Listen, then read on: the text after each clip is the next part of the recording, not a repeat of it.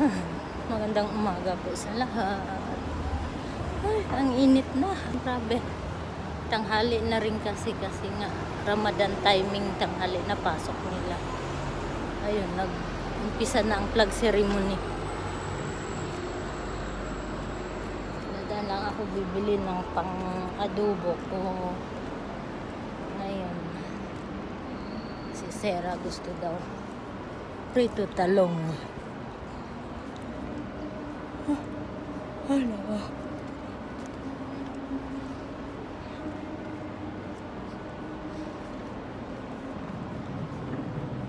Ang bilis ng magkatapusan na naman. Anong pitsa na ngayon? Ilang araw na lang. April na.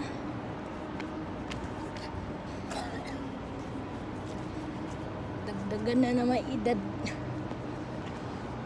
Ang init sa kabilang side.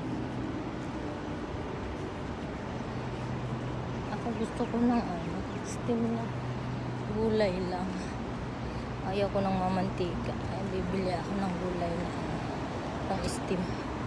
Baba ko na to at ang daming sasakyan. Tatawid. Hirap tumawid.